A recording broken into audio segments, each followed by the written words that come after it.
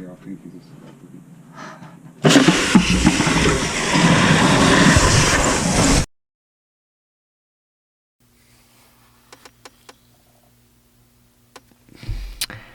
So this is why you don't trust the customer. You trust the fixture that you're working on. The fixture never lies, peeps.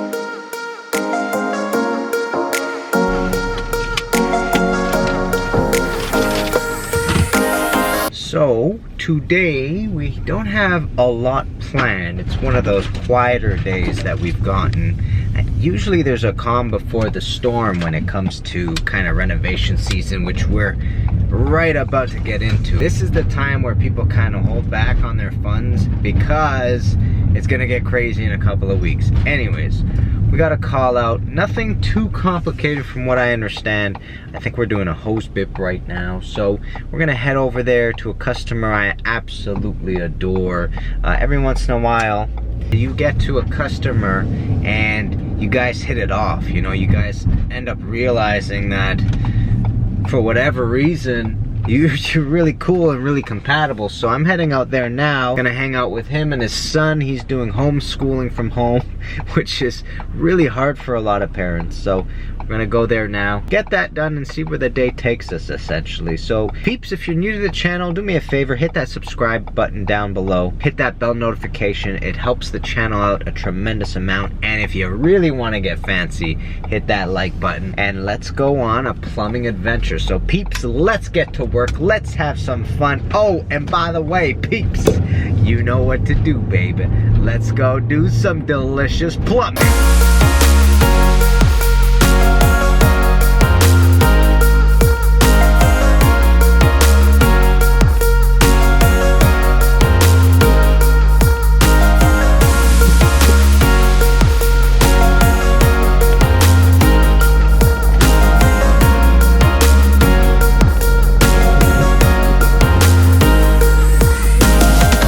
So this appears to be the issue right here.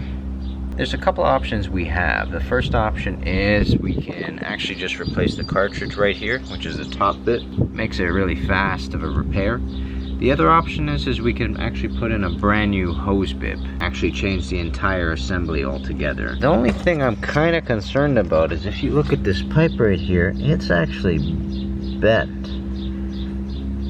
It's looking like it's in rough shape, to be honest. I don't know what exactly caused it to bend. Maybe this hole isn't big enough actually for it. We might just go the whole way, re-drill this hole, or enlarge it at least, put in a new pipe. I think that would be the best for this customer, to be honest. Talk to them, find out what they think, and take it from there. All right, let's go.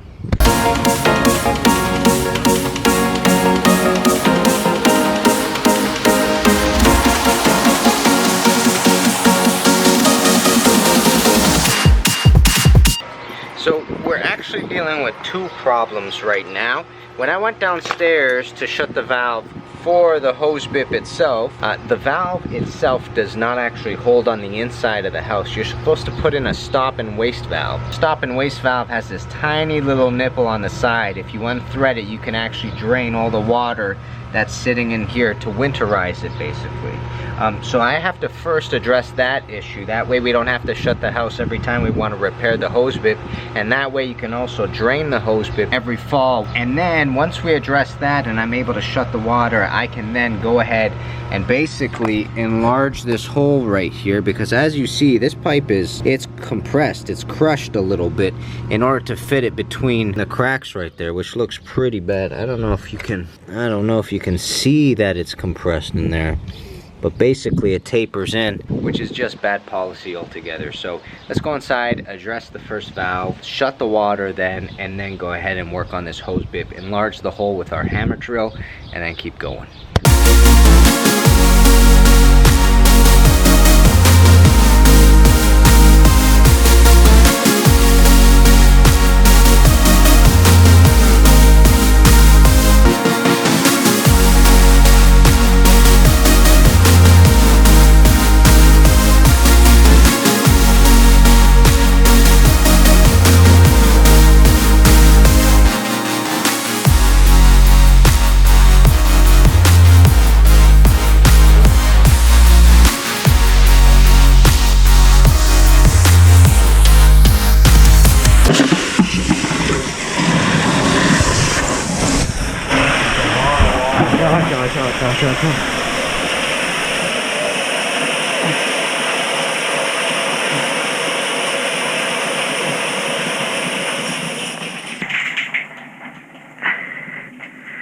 a little. Remember that mop you were telling me about? I'm gonna need it.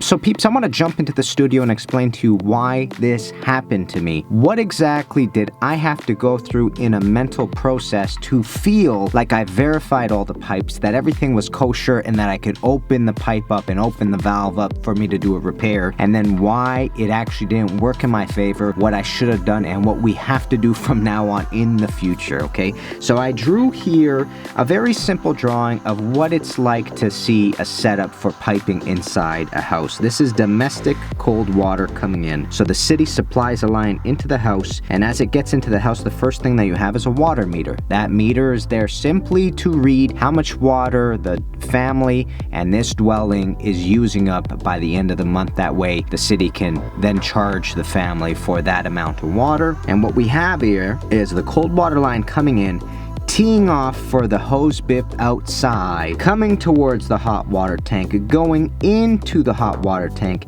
and then leaving upwards. Now, this is a simple drawing. This isn't exactly how it was set up in the house, but essentially, when you look back at it, this is exactly what the loophole was for me and why I ended up thinking that I could open up the pipe. Here's what the customer ended up doing. They came over to me and they said, I need a new hose bip sort of thing, and I said, no problem, let me go shut the meter. And he said to me, you don't need to shut the meter. Here are these two shut-off valves for hot and cold that you can shut so that the entire house is shut. So I said to myself, okay, that's kind of weird. Normally we go to the meter for it, but what I ended up doing was shutting these two valves right here and then going over to the sink, turning on the sink, which was the laundry tub, and watching it drain all the water so there was no water coming out of it. Thinking to myself, okay, he's right, it shuts the entire house. Not realizing that the hose bip here is actually still live, and the reason why it's live is because of this. The city over here is supplying the pressure. This is where the pressure is coming from, and it's coming into the meter. So the pressure is moving up through the pipe, through the meter, going all the way through the cold water line, continuing into the hose bip line, continuing all the way in to the hot water tank, and continuing forward. So when I shut this valve right here, all it does is it stops all that's behind the valve. It doesn't stop everything which is before the valve. That still is city pressure coming in other words, and I haven't stopped that. So when I think that the entire house is shut, I come over to the hose bip, open it up, and realize that it is full live pressure coming in from the city, which is why I then ran over to the water meter and shut the water meter off. Now, for a very brief second, I want to show you what happens if we change the location of our hose bip. So let's say for a second that our hose bip was not here at all. Let's say our hose bip connected here and went out side like so. Now we have city pressure still coming in, hitting the hot water tank, continuing on, but shutting everything afterwards, which would include the hose bip right here, and that's what I was under the impression of. I was under the impression that the hose bip was connected after these valves, and if it was connected after these valves, I would have been in a safe location, I would have been able to open up this pipe, and I wouldn't have had Niagara Falls come into that basement right there. But it wasn't the case. It was, as I said before, connected before these two valves, which is where I ran into the situation. Now here's how we have to correct it for the future. There's two things that you can do. Number one, if you go over to the water meter and you shut the water meter and it successfully shuts, the entire house is 100% shut. You don't have to be concerned anymore, sort of thing. You still have to verify all fixtures, especially ones you're working on, but the water meter most definitely shuts, because here's what you have to realize. You have a stop here at the water meter. The city pressure is coming in, but if you shut this, that's it. City pressure cannot go beyond the meter. Okay, so that's number one. I could have done that, but then I still would have had to go through the process of verifying. The second thing, and the second way, and sort of the most important aspect of all water shutdowns is is even if I shut these two valves or I shut the water meter, what I have to do is then go over to the hose bip itself, turn it on, and see how it reacts. Is it draining water or is it at full pressure? And that is essentially the step I skipped because my friend who I'm working for essentially told me, yeah, it shuts the entire house. Thinking to myself, okay, he knows his house better than I do, sort of thing. Come to realize that he didn't know his house better than I did. We knew the exact same amount of information, and because I relied upon him as a resource, I came to realize that we were in sort of big trouble, and then we had a major cleanup, which took a little bit of time to do. So we got lucky in this sense for a couple of reasons. Number one, I realized where the water meter was and where the shutoff valve was. If I didn't know it was there, it would have taken a tremendous amount of time to try to find it. Number one. Number two is that I was at my friend's house when this happened. If I was in a high-rise building, if I was in another customer's house, it would have been a tremendous amount of pressure. Any potential water damage would have been seriously, could have cost us a pretty penny. That really is a combination of a brain fart, number one, and number two, not taking the appropriate step, which is verifying the fixture I'm officially working on. If I verified the fixture I was working on, this wouldn't have been an issue altogether, sort of thing. So, I mean, it makes for an interesting YouTube video. It's a very difficult lesson, but it's a lesson that sticks into your mind very strongly because of the amount of panic that goes into a live pipe going off on you. So I ended up calling up my dad after this had happened, and I said, you're not gonna believe what happened. And I tell him the story, and he goes to me, actually, I was in a high-end building that we normally service, my dad was telling me, and he goes, and I almost did the same mistake. I almost made the same mistake, but I went over to the hose bip and I turned it on just to verify, and he realized that it was in fact still live, even though he had shut the valves that were necessary for shutting the unit. So he had to go find another valve for this hose bip, essentially. So it is not something to be taken lightly. You have to trust the fixture that you're working on. The fixture never lies. I don't know if you've ever played basketball or a sport with a ball, but they always say the ball never lies. In this line of work, the fixture never lies. If you turn on that water and it's full pressure, sort of thing. So, a little bit of an embarrassing situation. I was really contemplating whether I should put this up on YouTube or not, but the truth is look, it happens. I am very flawed and very human as well. I hope we can have a good laugh from this, but most importantly, we can learn from this. Do me a favor, if you haven't already, smash that thumbs up button, share with friends, hit that subscribe button and that bell notification, and let's go do some delicious plumbing.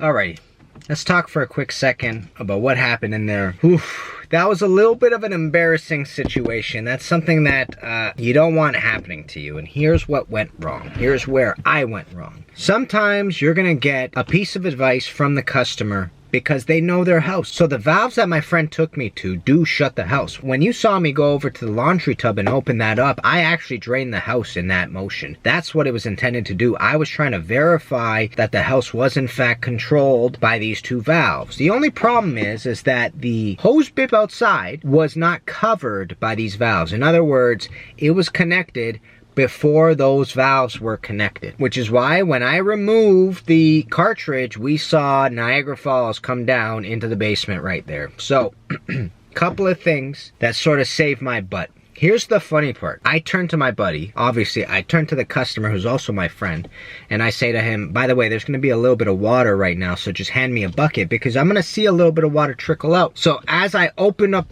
the cartridge and it started spraying, he goes, you call that a little bit of water? I go, dude, you gotta move out of the way. Thankfully, before I got into this room, I noticed that the main to the house was also in this room. The meter was in that room. So as soon as I saw the water come out with such violent pressure, I realized, okay, it's not covered. I gotta go shut it from the meter. And I ran over to the meter and I shut it right away, which was a good thing because I don't think my friend knew where the meter was. Thankfully, I knew where the meter was because I noticed it on the way into this room. So here's the bottom line. As much as you love the customer or your buddy or your friend, and even though I verified that the house was shut off, I didn't verify the one fixture I was working on. That's where I went wrong. That's what I have to change in the future. I got lucky that it was my friend. Him and I were having a laugh about it after, and he was totally confused by the entire process. That's what's really interesting. He's so new to this that he had no idea that the water was still on. He didn't understand that. So in a really strange way, I kind of helped him verify conceptually what exactly is going on. So the next contractors that go in, he's gonna know that those don't actually cover the hose bib outside. As it was going down, after I shut the meter, he goes, what's going on? Why did that happen? I go, because it wasn't covered by the two valves from before. So he was surprised by this entire process. Anyways, point is, verify the fixture you're working on. What I should have done is I should have opened that valve all the way, not the cartridge, just the valve, and then gone outside and turned on the hose bib, and I would have seen full pressure going there, which would have told me right away that I had to shut the meter. You live and you learn. I'm glad it happened at my buddy's house and not somebody else's house. Verify the fixture you're working on. Peeps, I hope you learned a lot in this lesson today. I know it was a little bit dramatic, kind of hilarious. Thankfully, we were laughing about it after that. But one thing you got to recognize is it was maybe spraying for 10 seconds, 15 seconds maybe. That was a 45-minute cleanup. Imagine if you did 30 seconds. Holy, you would have been cleaning up for an hour, you know what I'm saying? So either way, we learned a lot. Peeps, thanks for watching. Like, subscribe, comment below. I hope you learned something, and I'll see you plumbers very soon. Kenny Molotov, guys. Peace, baby.